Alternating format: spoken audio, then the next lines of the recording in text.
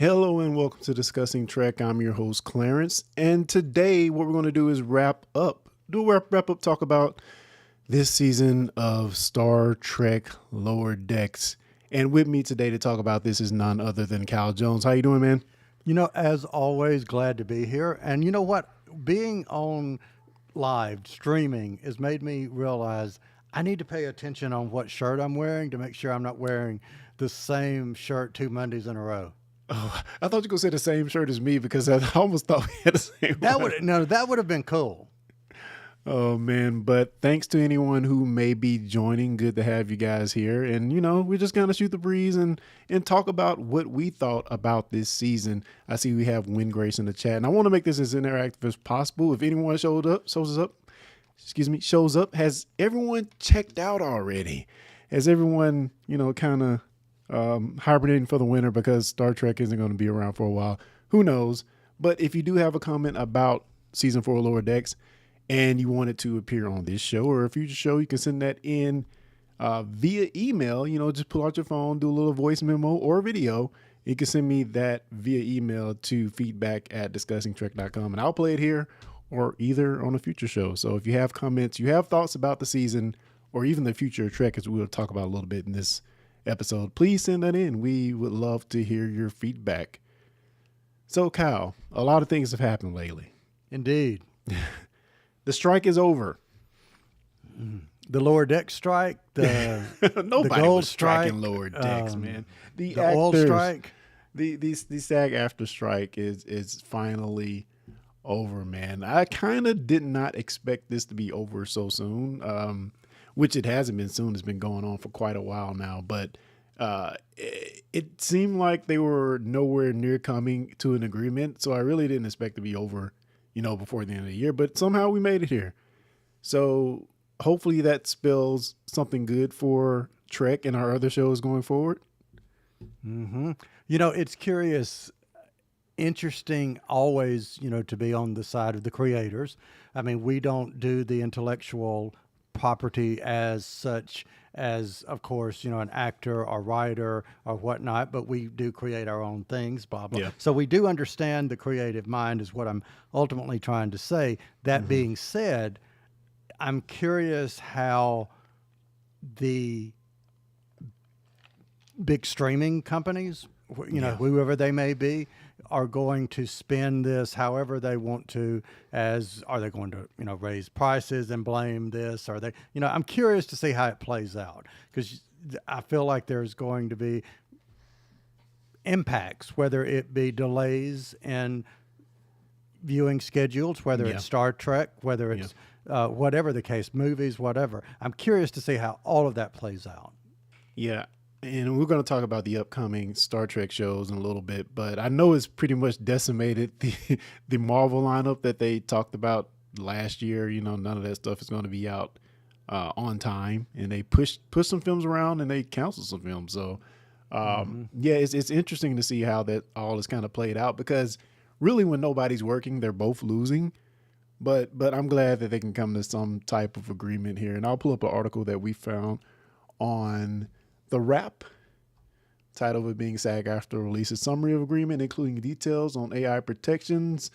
And this was publicly released on November 9th, well, effective November 9th, the day the strike ended, and it will run until June 30th, 2026. The agreement outlines protections against artificial intelligence, new structures for residuals, and more. I think their previous residual structure was created in the 80s, and of course it's not really attuned to streaming and how pretty much on a streaming service it gets played on demand. There's no real idea of reruns and things like that. So they're trying to get this agreement in line so they can actually get paid for being a presence on those streaming networks.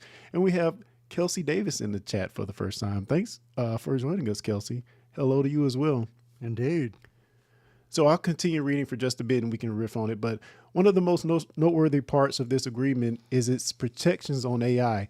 Now performers whose digital replicas are used must be compensated with the performer's pro rate, daily rate, or minimum rate, whichever is higher, and must be compensated for the number of days that a project producer determines the performer would have been needed to work if the scenes were filmed in person. Additionally, the contract notes that the producer must take a good faith effort to estimate the number of days.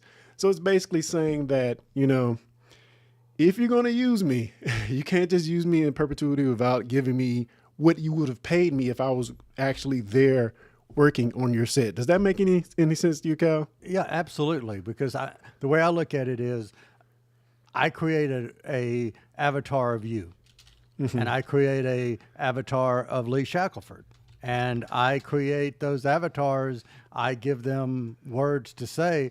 I don't need you guys anymore. I can make Discussing Who left, right, and center. But now I have to give you credit in a nutshell on every time you or he virtually or avatarively appear. Is that it in a nutshell?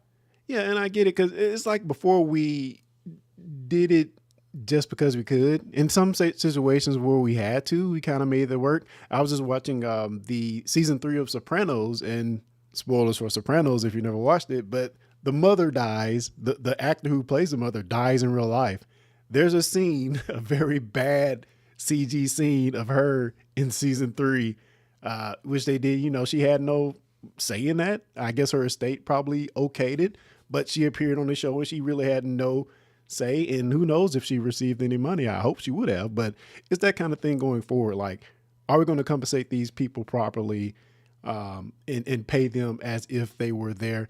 And also you got to think about what kind of rights you have once someone has died and we're using their likeness. I've seen so many Audrey Hepburn recreations and commercials and stuff. Is her estate getting paid for stuff like that? So those are kind of considerations you kind of got to think about for these actors going forward. Interesting. When Grace put something interesting in the chat, which says, this seems very similar to the whole Back to the Future thing, stealing Crispin Glover's face by using the mold of his face from the first movie. Yes. And also, I think recently, didn't they reuse the guy who played Zod's face in Justice League, and he had nothing to do with it? I believe so. And look at what we saw in The Flash. There are several instances where they used Christopher Reeve. They used the actor who played Supergirl in the Supergirl movie. And even the Superman version of I can't remember his name now. Nick Cage. Yes. Yeah. And all that was CG. Yeah, it's gonna be interesting to see how they navigate all that, because of course we want these actors to come back, but again, if they compensate them, I think that's what needs to be done. Now in the Star Trek world, we've kind of done something different. We've mostly recast it and we've prequeled everything a little bit, even with the Kelvin universe, recast it. So unless we're going and touching up some stuff from a previous era, we probably want to have that situation in Trek as much. But it's something interesting to ponder. So I have an interesting question for you.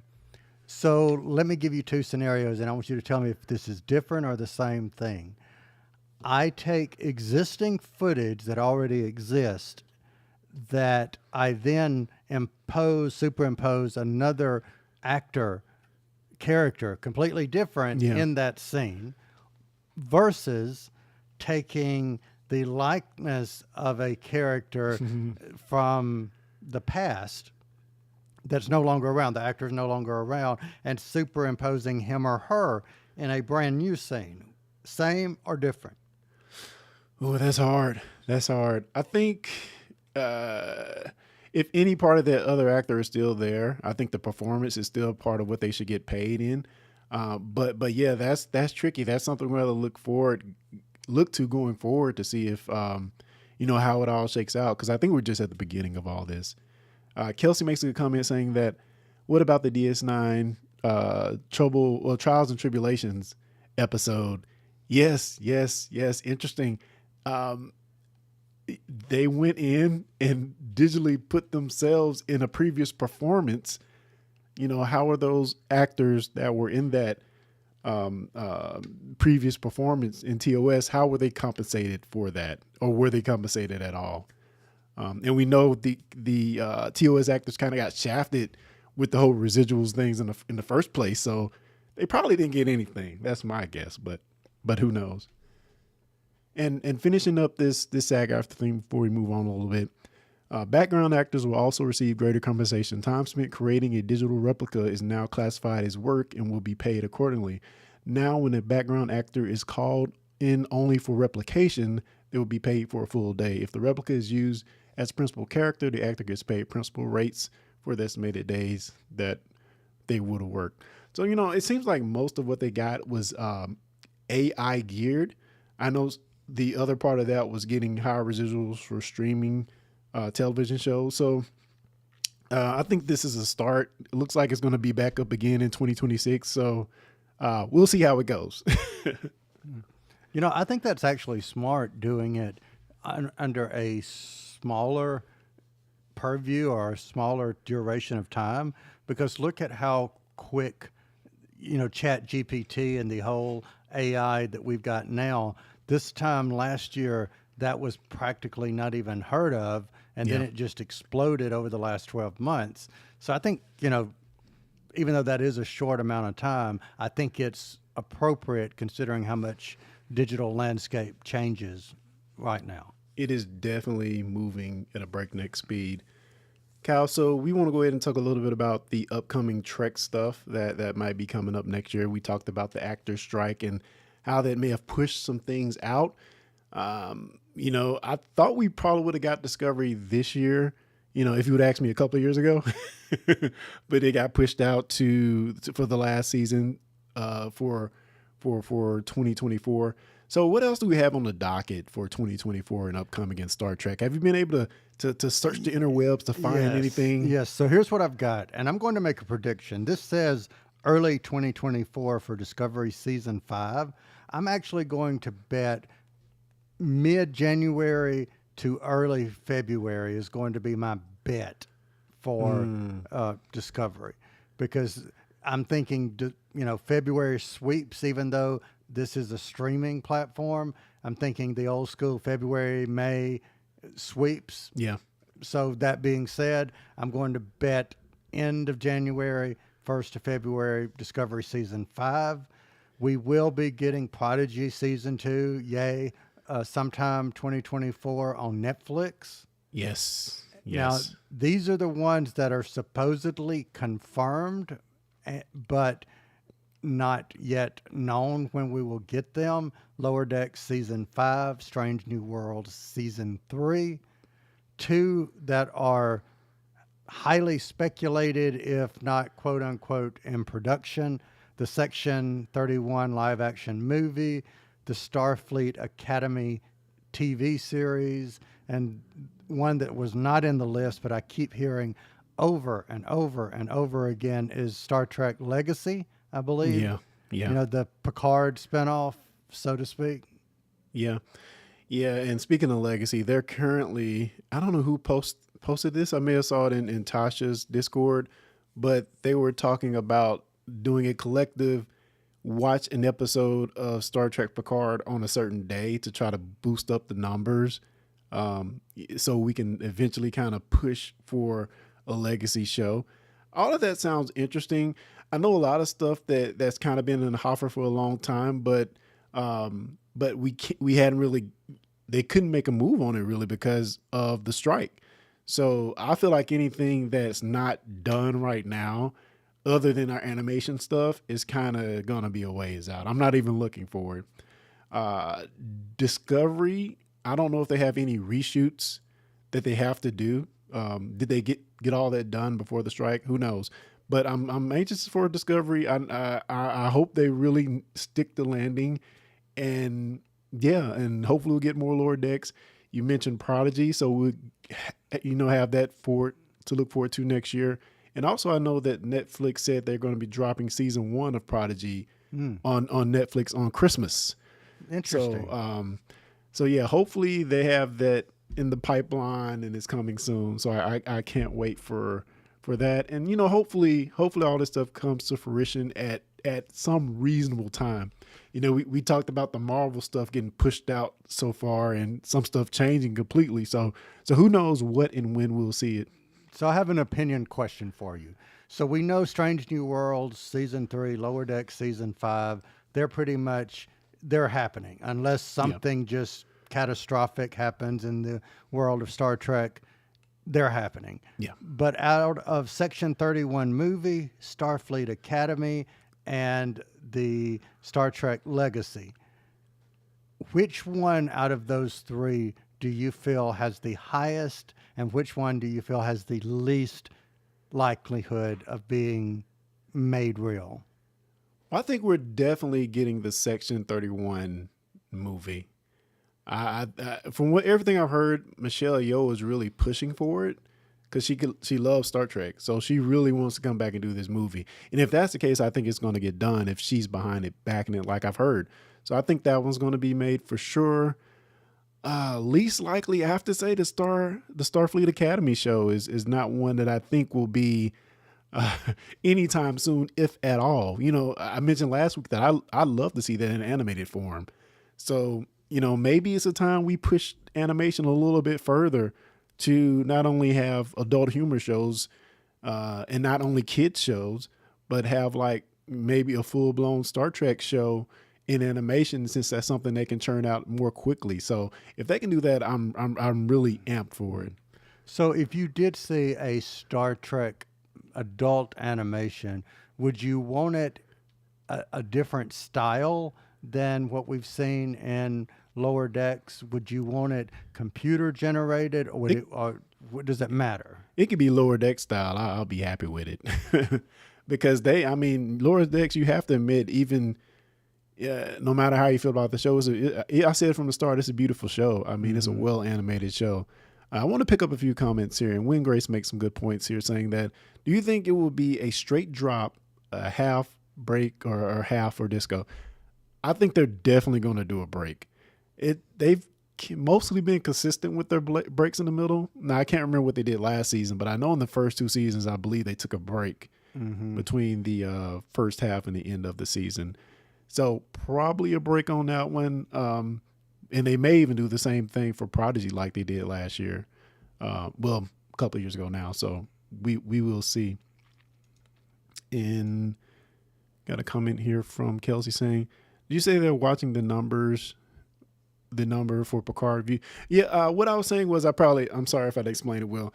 There's like a collective, not a petition, but a collective thing where it might be a Reddit thing where people are trying to go on every Thursday and watch the same episode of Picard to try to push up the numbers so that maybe that the executives can see that and see that we really want a legacy show. So that's what they're trying to do. Who knows if it will work? And if I can find a link to that, I'll paste it somewhere. Win Grace is saying that I think Section 31 is the highest because they really want Michelle. I totally agree. Anytime you get an Academy Award winner back in Star Trek, I mean, they were lucky to get her the first time, if you ask me.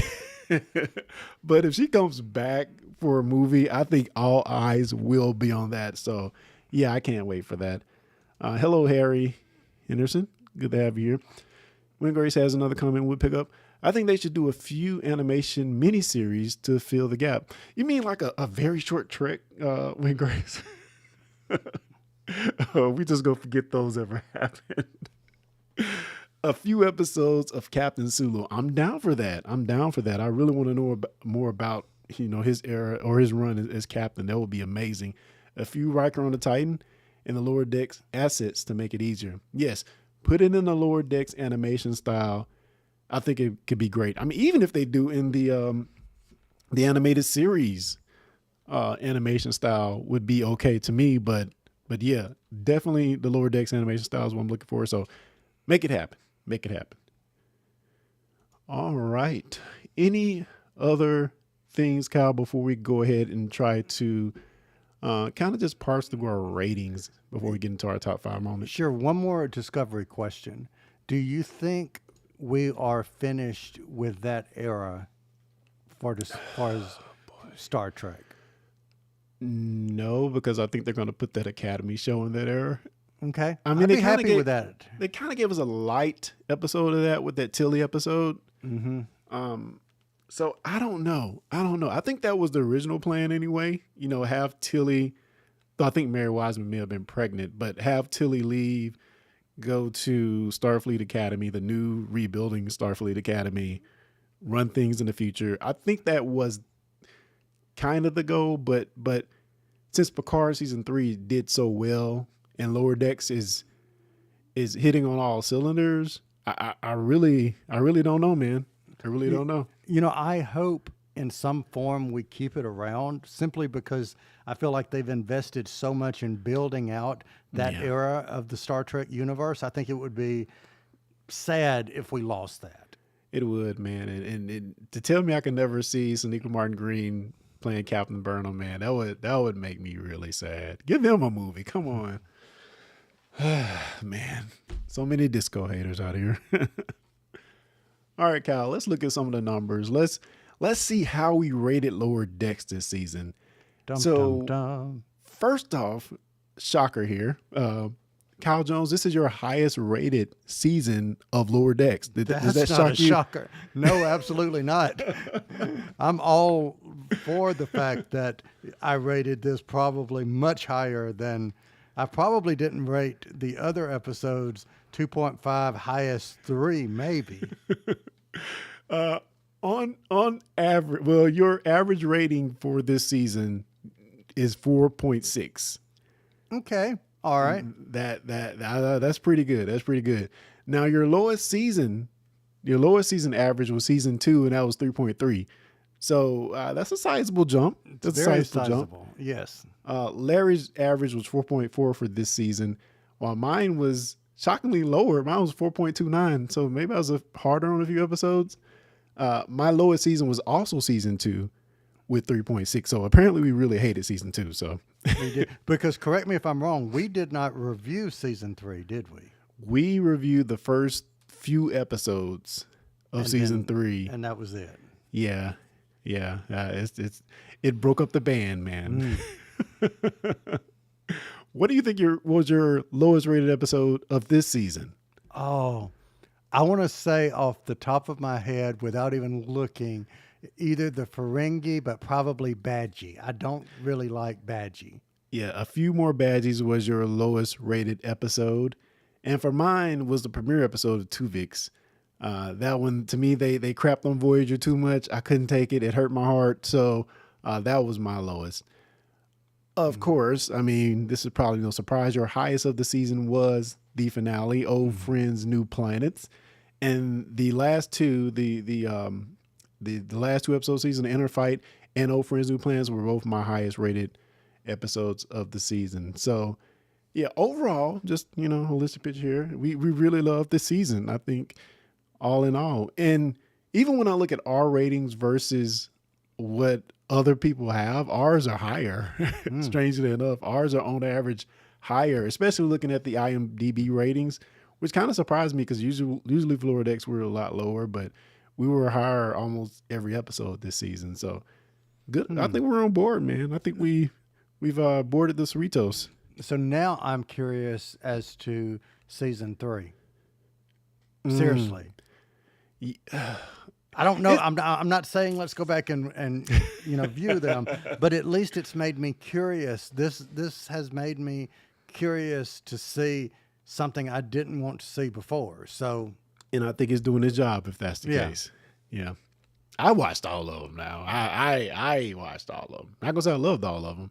Let me pick up Wayne Grace's comment real quick saying that I think they really want to continue in that time, meaning the future Burnham era. That's their creation, and it's a place where they can stake their claim. good point. It also gives them, I think, a bigger sandbox to play in. They can do more things. Now, some of those things I feel like trap them a little bit because it's cool having the future technology, but the future technology also makes writing probably a little bit harder. I mean, I have to imagine it's already hard to write in the Star Trek world at times when there's technology that can do everything. And in the future, it's like they really got technology that can do everything. So it's definitely their sandbox. I would love to see them continue in that era. But I think now everybody is clamoring for this period that's close to the 90s era Trek. Everybody really wants that. It's just like it's just like with Star Wars in the sequel trilogy. You know, I love it, but everybody seemingly wants everything closer to the OT or the prequel era right now. So who knows? Who knows? And Win Grace here saying the real question is, will they explain Calypso? We can only hope. We can only hope. That's going to be the season finale, man. The series finale. Leaves Discovery in some nebula. And the explanation of, and it just goes blank. No. No. Screaming our TV. Cal, we've talked about ratings. We've talked a little news. We talked about the upcoming outlook. Let's finish things off here by talking about our top 5 moments or most liked moments of the season. I have mine in order. You don't have to have yours in a particular order, but I'm gonna start with number 5. All right. Number 5 for me was going to Ferenginar. I love that casino-esque look we kind of got into the Ferengi society. And maybe this isn't the whole society, but it kind of feels like it is. But this could just be like a corner. This could be their Las Vegas. Every part of Ferenginar may not be like that, but it kind of tying it into the few times we saw Ferenginar in various different series, DS9 and whatnot. I think it really gave me a different view, and I love just seeing more of their culture, how capitalistic they are.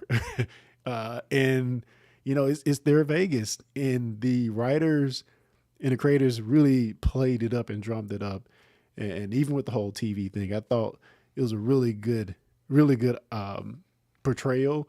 And even some of the cringe stuff with the monuments, lost prophets.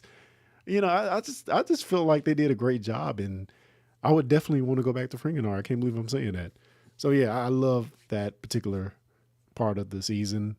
What's your number 5, sir? So my number 5 is not a moment. It's more of an observation, and it is going to be seemingly adjusting the course behind the scenes to whatever that adjustment, if there really was, because it felt like there was, whatever that was, it made me like season 4. So that is my number 5. If you had, and I know you said whatever that was, but if you had to put your finger on what that course adjustment was, what would you think it was? Is it just better writing, or just an overall better outlook of where they were going with the season? Or was it, as you know, Mike McMahon said, this was the course all along? And maybe and truly it was, because remember I said last week that maybe we needed to see Mariner not learning a lesson over and over and over, so that when she finally did learn a lesson, or we've understood why she was who she was, we really understood why she was who she was. So maybe he's 100% honest in saying, hey folks, this is just the way it was. Yeah, and I agree. And the only thing for me, I feel like it waffled back and forth just a little bit too much for me, because I thought we were getting growth, then we were back to old Mariner. And then what you didn't get by not watching season 3 is that's when they really put Ransom on her tail, and she was kind of under Ransom's arm. And they had a few good adventures together, but again, it felt like a lot of waffling back and forth. But kudos to the writers for being able to lock that in. And yeah, really enjoyed that. So, you know, I haven't had my proverbial bad pun lately. So Shoot.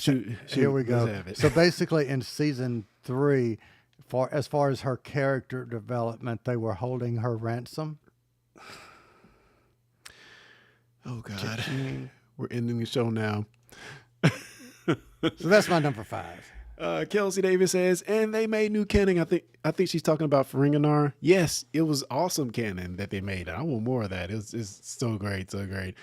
Cal, number 4. Do you have number 4 on your list, sir? I do indeed have number 4. Let's have My it. number 4 was the introduction of T'Lyn. I think she was an awesome addition to the story. She helped, make it make a little more serious on some degree. So yes, she's my number 4 to land. I think if there's one thing everybody can agree on from this season is that Talin was a joy. She was a Agreed. joy. Hopefully, we have that actor come back to be like a main cast member in the next season. But just a little bit of having that grounded character in there, and with the Vulcan disposition, I really loved how that played in with the zaniness and the craziness of the rest of the characters. It just really worked, and it seems like something they would have thought of from the beginning to throw in there to balance things out. But man, she just fit right in, and agreed with you 100%. Loved having her around. And I think making that character not superior to them in rank, but having of similar rank, made her work even better. Because I don't think we would have said the same thing if she would have been someone who was commanding them, go do this, go do that. She would have just came across as, oh, there's the Vulcan. Yeah, she would have came out more of an a-hole if she would have been like there, Yeah. above them. So totally agreed. My number 4 is Tendy's backstory. We get more of Tendy's backstory in this season, and I love every minute of it. I loved how even, we got some of her backstory in previous seasons, but we didn't really see it play or get a lot of information on it. But it played directly into the Stranger Worlds episode, the crossover episode. Her backstory played directly into that. But yeah, I just think Tendy, knowing that she's so badass, knowing that she really could go to Orion and kind of be in charge. She really gave up her position to her sister. Just knowing all of that and know she was humble enough to just say, I'm going to come and I want to be in Starfleet. I love the science. I love Rutherford. Forget all that, power and stuff I have back there with my family on Orion. I just want to be a part of Starfleet. So I thought the way they explained her story and, going to Orion and seeing it, I think was great. So the way they, again, like Ferenginar, seeing Orion, bringing all that into Lower Decks, to me, this is where they excel. And I really love that. Very good. I will go ahead and go into my number 3, which is the promotion for the Lower Deckers. Talking about the growth of these characters, seeing where they were in the first season, there's some of them I thought might get promoted, and some of them I thought would never get promoted. Of course, I thought Boimler's drive would eventually got him to a promotion. I never would have thought Mariner would have got promoted, but pretty much all the rest of them should have got promoted. I will say that. But seeing them all grow, and what that allowed for them to do this season was to go in different directions, go on their own adventures, go do their own thing, have their own experiences. And the way they brought that back in that Caves episode to where we got to actually see them go on their own adventures, have their own experiences, and how that kind of all came together to allow them to get out of that current situation they were in. I just, again, great writing, which I guess I could say on the whole, the writing was just fantastic this season. And that was another case of it. I think they did a great job of showing us the journey of these characters. It seemed like for 3 seasons we didn't get a lot of growth, but this season it's just like they threw it all on us, and I thought it was great. So my number 3 kind of is an offshoot of your number 3.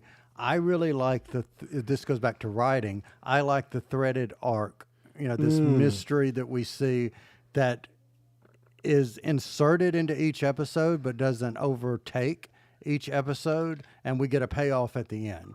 That's the best type of thread that I think, Discovery did a season, no spoiler intended, with that. It felt like the audience kind of got burned, for lack of a better word, with that storyline. So, because it was just so much, and then it was like, just kind of fell apart to me. Yeah. But this one didn't. It was just inserted, and then it built and built, and then it had a payoff. So my threaded arc, that's my number 3. They did it in a way where they didn't give us enough to make us start speculating too wildly. We kind of knew what the mystery was, but there's really no true breadcrumbs to go and excuse me, started researching and started coming up with our own hypotheses, although we had some, but they were just based off of what we think purely and not off of anything that led us to it in the show. So yeah, I feel like it was refreshing, like you said, to have this overarching thing, but not having consumed the season. We still had our individual episodes, but we had this thing in the background. You could gleam onto to it if you wanted to. If not, you can just enjoy the episodes. And again, in Discovery, the mystery or the mystery box is all consuming. Everything we do that season is try to figure out what's going on with this mystery box thing. So again, Kyle, I totally agree with you. It was refreshing. We should pick up a few comments here. Win Grace is saying, I would never expected the show to make any lasting changes in season 1. And I can agree with that. I agree with that.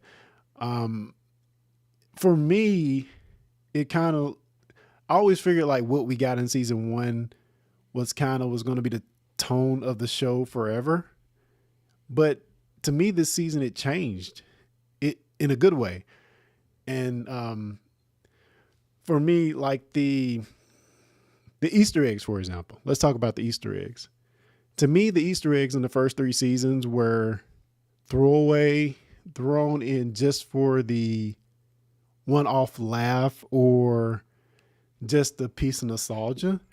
Mm-hmm. But to me, the Easter eggs for this season, they weren't of course, there were a few. There was a Voyager, but to me, the Easter eggs weren't Easter eggs. They were integral parts of the story. Therefore, I don't consider them Easter eggs. I consider them just to be part of the story. Right. Yeah. And that's going to go into my number 2, which is Nick Locarno's return. That could have been a throwaway Easter egg that they threw out in the episode and we never heard of again, just for laughs or just to have us say, oh, that's cool. But they wove it into the story. It's a core element. It's not frivolous. So in that sense, whenever they go back into Trek's past and, that flashback episode we got of Starfleet Academy from the first duty episode, I mean, they didn't have to do that. So anytime they make a reference, if they make it that integral to the story, I think I'm down for it. And seeing that bright-eyed version of Mariner that was so different from the Mariner that we've seen. Yes. Which, I love how this is going because you and I are feeding off of each other back and forth, because my number 2 is character development for Mariner. Maybe not development, but the understanding of her character, because assuming that it's not character development, that she was the way she was because of the things that happened in the past, but understanding as an audience the character, I think that was smart writing. It was smart for the character. It was smart for the show. So that's my number 2. Yeah, to see somebody act out and then know why they've been acting out. Yeah. And I think a lot of it, like, I don't even know if her mother knew what was going on with her. Maybe she did. Maybe that's why she gave her so much leeway. But yeah, just to get that backstory. And actually, that's my number 1, which is Mariner Beckett's journey. Again, talk about season 1, how different she was. And even coming into this season, how different she was. But we got to see them grow up over the course of the season. And her story is something I never would imagine that she would have had such a deep connection to Nova Squad, Nick Locarno, Sito. I never thought she would have been that ingrained in the Trek we already knew. So good on them. Good on them. Again, we go back to excellent writing. Let's pick up a few comments here real quick. Kelsey saying that they can stay lieutenants for a while. I agree. Let's stay lieutenants for a while and continue to see that growth in them. Love that. Also, she's saying that how long in Trek do they tend to stay at that rank? Sorry, Harry Kim. You know what? I was thinking to myself, how many promotions have we actually seen on the show itself? I might do a video on that because, I think that's a very interesting thing to explore. Of course, Harry Kim never got his promotion on the show. So that's going to be something interesting to explore. And I don't know how long they usually stay at that, but, that's something I can definitely look into, and I may do a video on. So maybe that's something we can discuss in the future. What's the average, times someone stays at lieutenant general grade before getting promoted? And again, poor Harry Kim. Yeah. So, Kyle, if you will give us your number one. So tell me moment. again, really quick, what your number one was? Mine was Beckett Mariner's Journey. Journey. So it's kind of your number two. It's kind of the same thing. Same thing. So what you're basically saying is their journey really fleshed out the characters, correct? Yes. So speaking of fleshing out the characters, while this is not per se Lower Decks, it's Lower Decks connected.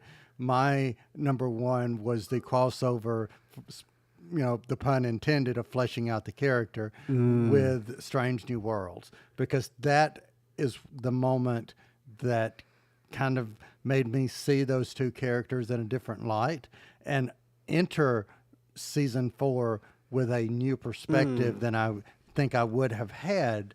I would have still been negative Kyle going into season 4 had I not seen that.